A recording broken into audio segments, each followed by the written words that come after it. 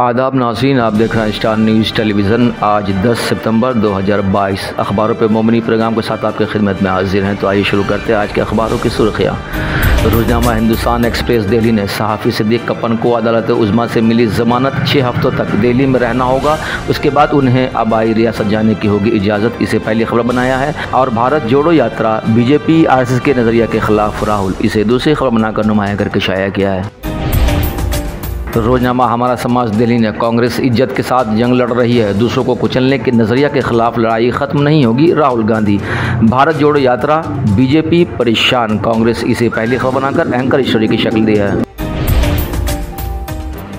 रोज़नामा राष्ट्रीय सहारा कोलकाता ने यूपी के सरकारी अस्पतालों के बोर्ड उर्दू में लिखे जाएंगे, अस्पताल के फीस के बदले बच्ची किसी और को दे दी, मामला दर्ज। इसे पहली खबर बनाते हुए आगे लिखता है कि सहाफ़ी सिद्दीक़ कप्पन को सुप्रीम कोर्ट से मिली ज़मानत, इसे नुमाया करके शाया किया है। जबकि इबादतगाह एक्ट पर समाअत 11 अक्टूबर को मरकज़ से 2 हफ्ते में जवाब तलब, इसे नुमाया करके शाया किया है। और आगे लिखता है कि ज्ञानवापी मस्जिद और कृष्ण जन्मभूमि ईदगाह केस समेत कई अहम मामलों में ये कानून अहमियत का हामिल। सुप्रीम कोर्ट ने समाअत में मुदाखलत की इजाज़त दी, जमीयत उलमा हिंद की मुदाखलत की अर्जी-दाश्त भी समाअत के लिए मंसूर, इसे एंकर स्टोरी की शक्ल दी है।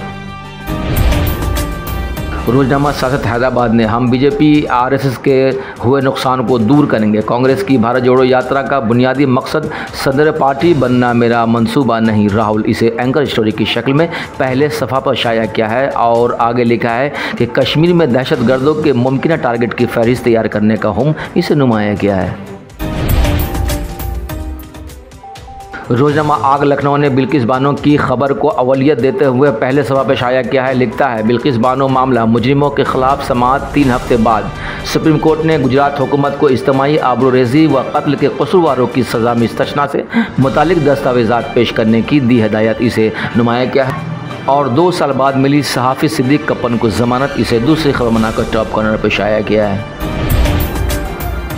रोज़नामा पिंदार पटना ने भी बिल्किस बानो केस को पहली खबर बनाते हुए लिखता है बिल्किस के 11 मुजरिमीन की रिहाई क्यों, हुकूमत गुजरात से सुप्रीम कोर्ट का सीधा सवाल, 2 हफ्ते में जवाब तलब, इसे नुमाया करके शाया किया है। और आगे लिखता है कि बल्दियाती इंतखाबात 10 और 20 अक्टूबर को 2 मरहलों में वोटिंग मुकम्मल करने का रियासती इलेक्शन कमीशन का ऐलान, नामजदगी आज से, इसे टॉप कॉर्नर पर शाया किया है।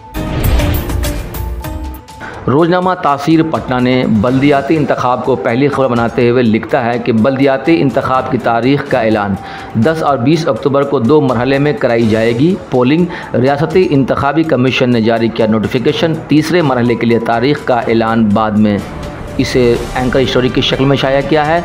और BPSC का PT इम्तिहान अब 30 सितंबर को, इस खबर को दूसरी खबर बनाते हुए टॉप कॉर्नर पर शाया किया है।